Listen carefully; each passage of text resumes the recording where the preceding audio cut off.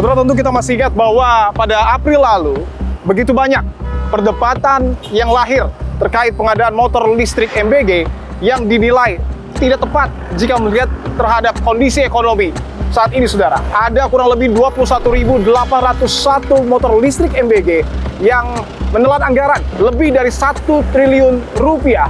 Dan saat ini kondisinya diduga terbengkalai. Saya berada di kawasan industrial Sentul, saudara. Saya akan masuk ke dalam untuk melihat seperti apa kondisi dari ribuan motor listrik MBG usai 3 mantan pejabat utama dari Badan Gizi Nasional ditetapkan sebagai tersangka.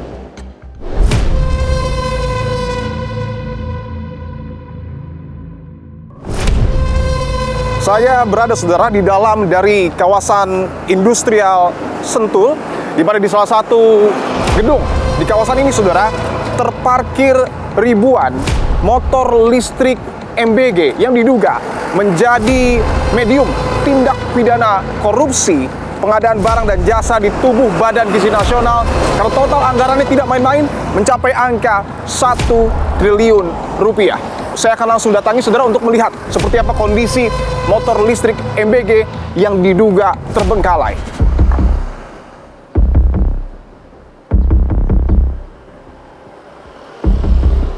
Dan saudara, saya akan tunjukkan gedung yang kemudian bergaris kuning adalah head office ataupun kantor pusat dari produsen motor listrik MBG, dan terlihat jelas ya, ada tulisan Emo Electric Mobility. Meskipun disebut sebagai head office ataupun kantor pusat, nampaknya tidak begitu terlihat ya aktivitas yang memang masif di sini. Dan bisa dilihat di sebelah sana, jaring berwarna hitam itu di dalamnya adalah motor listrik MBG yang sampai dengan saat ini belum digunakan. Ada seseorang yang menggunakan baju kuning. Saya akan coba dekati, saudara, untuk melihat dan juga bertanya apakah saya boleh mendekat atau tidak. Misi, Pak. Langsung digembok ya. Langsung digembok pintunya. Izin, Pak. Dipo dari Kompas TV, Pak. Mau dari luar aja. Kenapa, Pak? Dari luar aja. Dari luar aja. Tidak boleh masuk, Pak? Boleh. Alasannya, Pak? Bisa dilihat ya.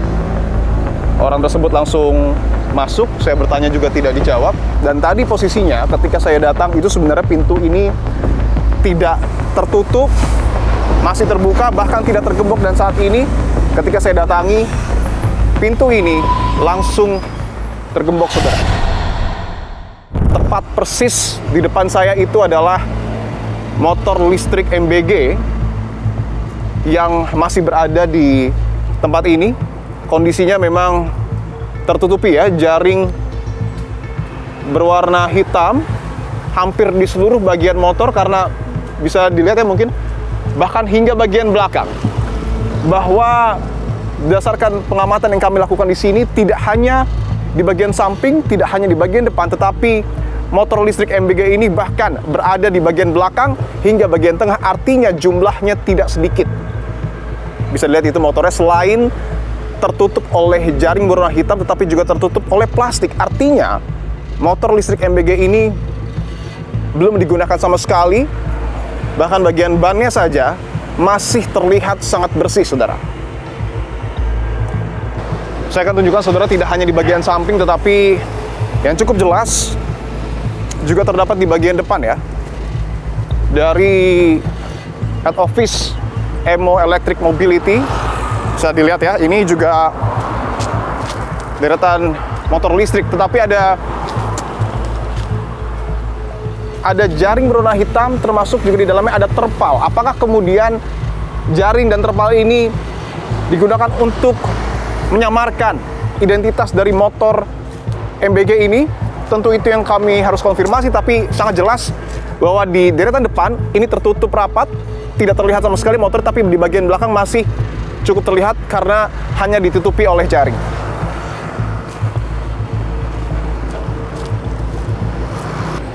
Dan ini banyak sekali ya, berderet, berbaris, tanpa celah di depan dari head office Emo Electric Mobility. Saya akan tunjukkan lagi ya yang tadi saya sebutkan, bahwa Tidak hanya di bagian samping dan juga tidak hanya di bagian depan, tetapi di bagian tengah. Bisa dilihat itu juga deretan motor listrik MBG yang kemudian diparkirkan. Dan lagi-lagi semuanya ditutupi oleh jaring berwarna hitam. Di bagian dalam ternyata juga ada motor yang terparkirkan. Terlihat jelas ada satu motor listrik MBG yang dengan jenis trail yang kemudian terlihat ada di dalam. Apakah kemudian gedung ini di bagian dalamnya juga terparkirkan begitu banyak motor listrik MBG?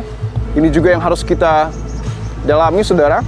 Tadi di samping sudah, di depan sudah, di tengah juga sudah, bahkan di dalam. Dan di sisi satu lagi, ini juga masih terpampang jelas motor listrik MBG.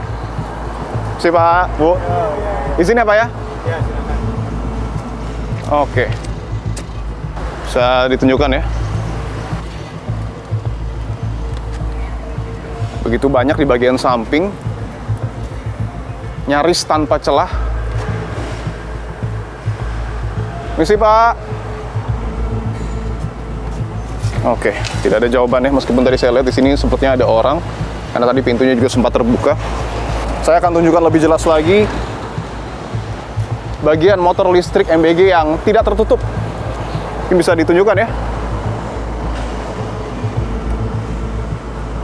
Tertutup jaring berwarna hitam, tertutup plastik. Seolah motor ini adalah motor baru yang belum digunakan, namun terlihat jelas warna biru muda dan juga biru tua beserta dengan logo Badan Gizi Nasional. Saya akan coba lihat lebih jelas ya. Oke. Memang mayoritas di bagian depan ini adalah motor trail, motor listrik MBG dengan jenis trail, tetapi di bagian tengahnya ya, di bagian tengah di arah yang berbeda itu nampak terparkir motor listrik MBG dengan jenis lainnya. Saya akan coba menuju ke pintu utama lagi, saudara, untuk mencoba kembali meminta konfirmasi kepada pihak dari MO Electric Mobility terkait dengan nasib dari motor listrik MBG yang seolah terbengkalai di seluruh sudut di wilayah ini, saudara.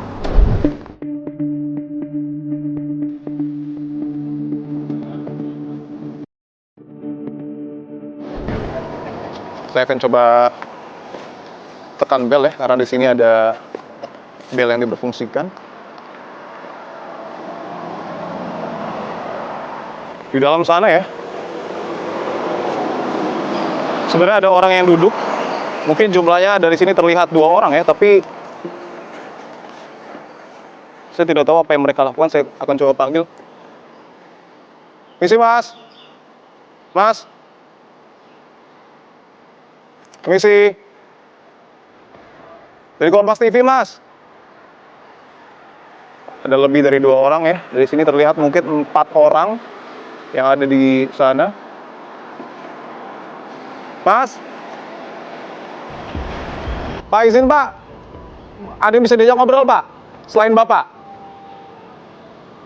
Supaya ada hak jawab aja, Pak. Tidak ada?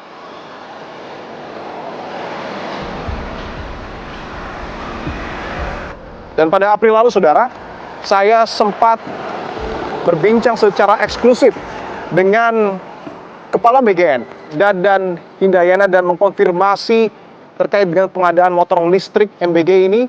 Dan yang menarik, saudara, di momen tersebut, Dadan Hindayana mengatakan bahwa pengadaan motor listrik MBG ini tidak menyentuh angka 1 triliun rupiah, atau artinya berlawanan dengan pernyataan dari Kejaksaan Agung yang menyebut bahwa pengadaan motor listrik ini memiliki anggaran lebih dari 1 triliun rupiah. Saya akan hadirkan perbincangan saya secara eksklusif dengan mantan Kepala BGN Dadan Hindayana.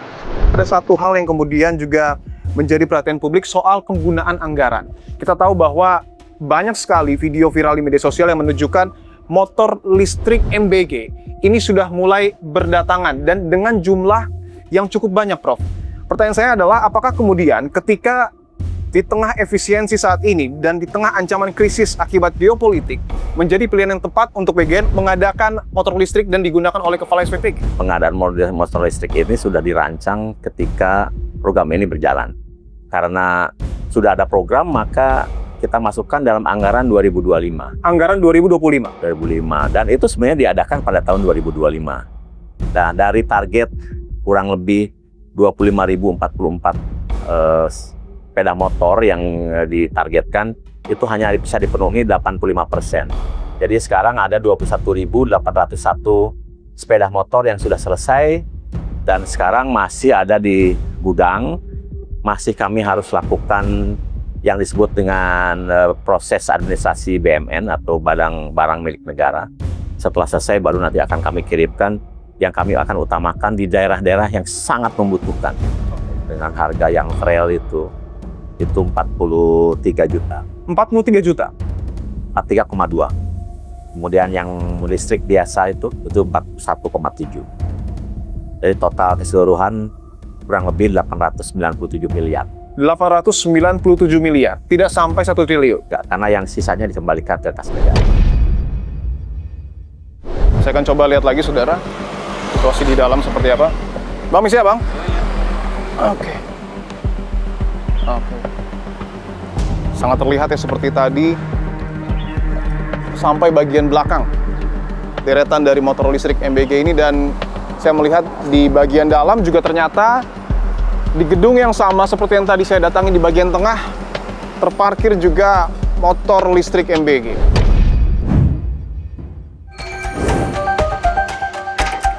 Di dalam pengelolaan uang negara, you are never alone. Jadi ketika kita merencanakan satu program, maka di situ harus ada perencanaan. Program prioritas yang dimiliki oleh Badan Gizi, persetujuan ini merupakan tripartit. Badan Gizi, Menteri Keuangan, Menteri Perencanaan Pembangunan. Saudara, penetapan sejumlah tersangka dalam skandal dugaan korupsi program makan bergizi gratis barulah menjadi sebuah permulaan. Indonesia Corruption Watch atau ICW sebelumnya sudah menelusuri dan menemukan ratusan yayasan mitra MBG yang diduga terafiliasi dengan sejumlah pejabat dan juga aktor-aktor politik. Saya akan tanyakan secara langsung kepada Kepala Divisi Advokasi Indonesia Corruption Watch dengan Mas Egy Primayoga. Mas Egy, terima kasih untuk waktunya. Bahwa sejumlah tersangka sudah ditetapkan, Mas, apakah penangkapan ini sudah cukup untuk kemudian memperbaiki tata kelola implementasi program MBG? Ya, pertama kita harus melihat masalah MBG itu sebetulnya ada dua. Masalah tata kelola dan masalah bagaimana MBG itu menjadi alat politik untuk pemerintahan yang sekarang. Alat politik? Betul. Kalau kita bicara tata kelola, ada masalah dalam hal misalnya transparansi dan akuntabilitas. Kita tidak pernah tahu misalnya berapa anggaran BGN secara rinci di tahun 2026 ini. Sisi yang kedua adalah sisi politik. Bagaimana sebetulnya program ini digunakan oleh pemerintahan sekarang untuk memperkuat atau memperluas dukungan sebagaimana yang kami temukan. Andai kata yang kedua ini tidak diselesaikan, maka MBG mau diganti kepalanya, mau diperbaiki tata kelolanya dan lain sebagainya, MBG akan tetap menjadi masalah.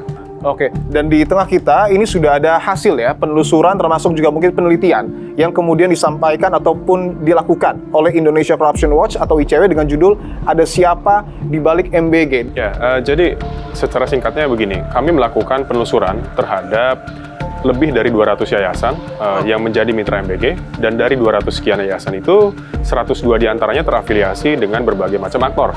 Aktor-aktornya salah satunya adalah aktor politik.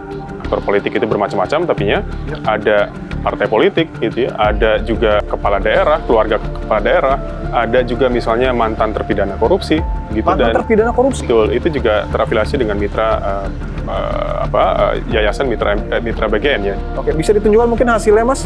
Oke, jadi ini adalah hasil temuan kami berdasarkan angka, gitu ya. Dari yayasan yang kami telusuri, 102, ada 28 terafiliasi partai politik, 18 terafiliasi pebisnis swasta, 12 yayasan terafiliasi birokrasi pemerintahan, 9 terafiliasi kelompok relawan atau ormas pendukung kampanye Pilpres kemarin, 2024, atau juga ada 7 yang terafiliasi dengan orang dekat pejabat, atau militer juga ada 6, 4 terafiliasi dengan mantan penyelenggara negara, Yang ketiga, terafiliasi individu yang pernah tersangkut kasus korupsi. Dan yang terakhir, terafiliasi dengan kepolisian dan kejaksaan. Nah, ini jumlah parpolnya ya. Siapa yang terbanyak yang pertama Gerindra, disusul oleh PKS gitu ya, dan yang terbesar ketiga adalah PAN gitu. Yang lain-lainnya memang ada partai lain juga gitu, tapi kurang lebih ini kalau kita presentasikan sekitar 25% diantaranya adalah Gerindra gitu. 25% diantaranya adalah Partai Gerindra. Dan di sini disebutkan bahwa sebanyak 28 yayasan diisi oleh 44 orang politisi dari berbagai partai politik. Jadi temuan kami menemukan ada yayasan yang terafiliasi dengan birokrasi pemerintahan, gitu ya. Birokrasi pemerintahan itu macam-macam. Ada misalnya di Kementerian Pertahanan atau juga Kementerian ATR atau BPN, gitu ya. Dan yang terakhir tidak kalah mengagetkan adalah Badan Gizi Nasional itu sendiri. Ini yang kami khawatirkan adalah kalau misalnya mereka betul demikian, seperti yang kami temukan dugaannya, khawatirnya adalah nantinya pelaksanaan MBG akan rentan akan konflik kepentingan, gitu karena wasit dan pemain ini menjadi campur aduk, gitu ya. Tim Dipo Investigasi mencoba untuk mewawancarai secara langsung Kepala BGN Nanik Sdeang terkait langkah perbaikan pelaksanaan program MBG, termasuk soal berbagai polemik yang muncul ke hadapan publik. Namun Kepala BGN belum berkenan untuk tampil di media pada minggu pertama usai pelantikan dirinya.